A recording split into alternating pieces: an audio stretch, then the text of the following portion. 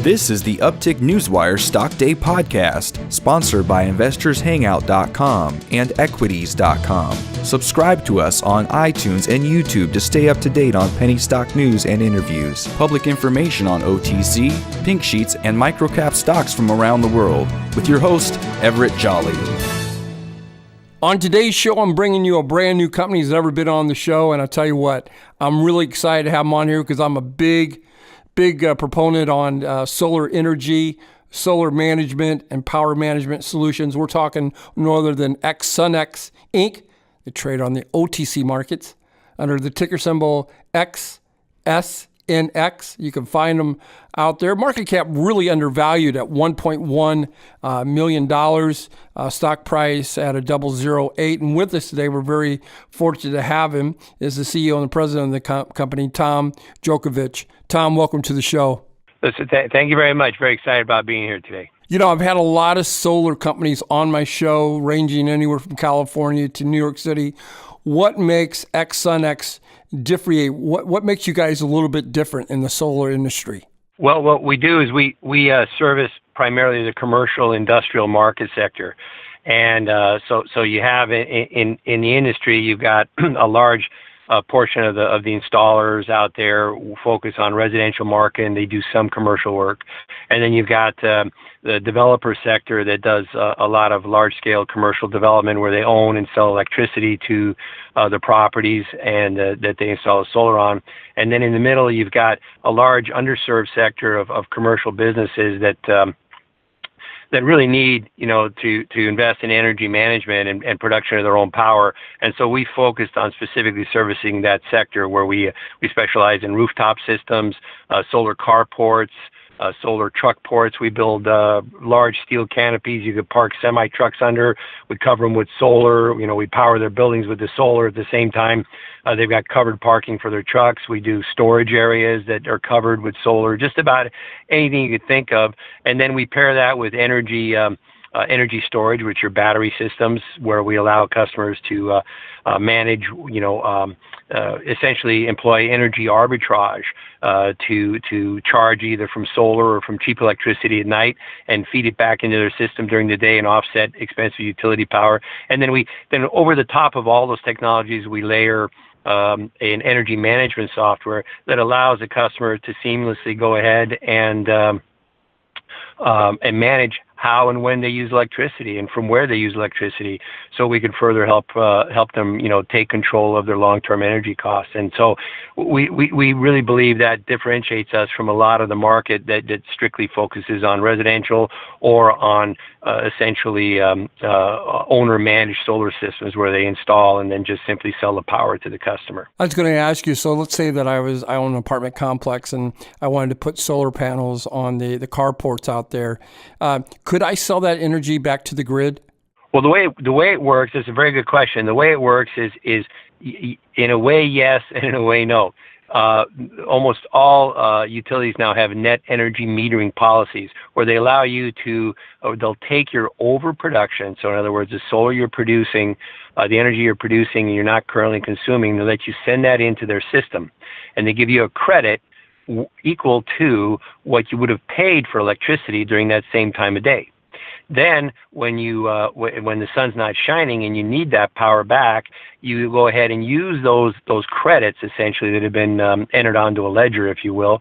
Use those credits to buy back less expensive electricity at other times during the day, and in that is really the most lucrative way to deploy solar power. Because the way utilities work is typically they say either you enter into a net energy metering agreement, and we'll work with you in this fashion, where we'll give you credits for what you overproduce, let you use those credits to buy it back, or if you want to produce power and sell it to us, then that's all you're going to be able to do. And you can't use any of the power that you produce. You have to exclusively send it back to our network. And in most instances, you're going to get somewhere in the neighborhood of between 5 to 7 cents a kilowatt hour for that. And unless you're producing mass scale power, there's just really no money in it. Okay, I appreciate that. I want to switch gears here a little bit and talk about trusted advisors and stuff like that. What I'm trying to get to is that Is there a big interest in energy management services? Because I don't have a lot of people coming and knocking on my door and saying, "Hey, Everett, let us, talk to you about energy and how you can conserve that and how you can manage that." Bring me through the loopholes. How do you guys actually find a client, cultivate that client, and then bring it to the market, if you will? Well, Everett, what we do is we essentially do direct marketing to property owners, people that own properties and businesses, and that's one method. Another method is obviously internet marketing, and we get a lot of phone calls just from our presence and from our references. But what we do once we're contacted by any one of these groups that reach out to us is we review the concept of how they're actually paying for electricity and how the utility charges them in multiple different ways. On average, it's usually between 3 to 4 different brackets they're charged for every day, and how solar is ideally suited for addressing only one of those brackets, and that's kilowatt hour costs. There's other costs that the utility charges, such as time of use, and also what's called demand fees, essentially how fast you use that electricity. And those other cost factors can quite often equal half of their bill, and this is for commercial customers. So half of their electrical bill will often be the result of things that solar by itself probably aren't going to be able to handle that much. They may influence it some, but not have a major impact. So that's why we layer these other technologies on there, such as energy storage or energy management, so that in combination with the solar, which is like a tremendous initial step one benefit, with these other technologies, we're able to help them manage that other 50%, and in numerous instances, essentially make it go away and get them to see 95% savings off of what their prior bill was. And with solar only, in commercial instances, residential is different, but in commercial applications, because of those other brackets that you get, the businesses get charged for by the utility, a lot of times we're seeing 65% limits on how much we can offset from their current electrical bill when we use solar only. So when we present these opportunities to customers, they obviously, they light up, their ears perk up, because they realize, geez, if I'm going to make this investment and there's an opportunity now to get closer to the 100%, offset goal, well, then we should really listen to XsunX now and see if those are the right technologies for us to invest in. My guest today is Tom Djokovich. He is the president and CEO of XsunX Inc. You can find him on the OTC markets under the ticker symbol XSNX. Let me ask you this.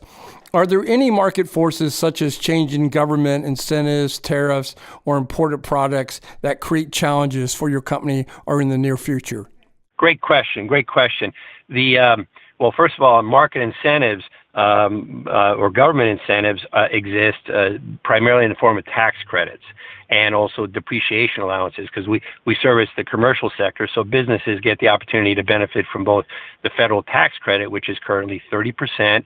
It's going to reduce to 26% in 2020, but it's currently still 30%. So essentially, 30 cents every dollar they invest, they get back in the form of a direct tax credit on their returns, which is phenomenally very, very powerful influence in helping a customer make a decision to go solar. And then separately, they get the depreciation allowances. So those are in place. They're very, very powerful. On the other end of the spectrum, we got market forces such as tariffs. We had tariffs on solar panels and steel here in 2018, which really, on the steel side, really cost a lot of increase in costs there, which obviously influences the cost of our delivery costs of our solar canopy systems, our solar carports, and things like that. But on the other end of the spectrum, the solar tariffs, the tariffs on the solar panels themselves actually work to the benefit here. What's happening is a lot of the offshore manufacturers are actually building facilities here in the United States to build solar modules, massive facilities. And so because of that, we're starting to see a bit of a glut here in the solar panel market. And I'm seeing pricing here almost throughout 2018 that was below my 2017 prices, which actually went up in 2017.